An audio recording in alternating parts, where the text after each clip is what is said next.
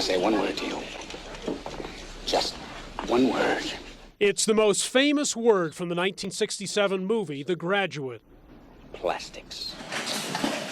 There's a glut of plastic in our world today. On average, each person on Earth uses more than 200 pounds of synthetic polymers or plastic each year, found in a variety of consumer products. Pretty much everything we use on a daily basis is type of polymer. Eugene Chen, professor of chemistry at Colorado State University, says recycling ensures that some of that plastic won't go to waste, but those recycled materials cannot be recycled back to its original molecular state. Which means that once you manufacture a piece of plastic, even if you repurpose it later, you're more or less stuck with it.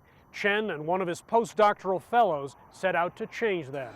They figured out how to polymerize single molecules and then heat them for an hour at 150 degrees Celsius to convert them back to their original molecular state. So now the polymers we make are not only biorenewable, but also completely recyclable. I think it'll be viewed as a very influential piece of work. Mark Hillmeyer with the Center for Sustainable Polymers at the University of Minnesota says this new bioplastic represents a huge step forward. The idea of taking a plastic all the way back to its starting materials and then making the new pristine material again is attractive in that regard. Petroleum-based products, which are relatively cheap to make, currently dominate the plastics industry.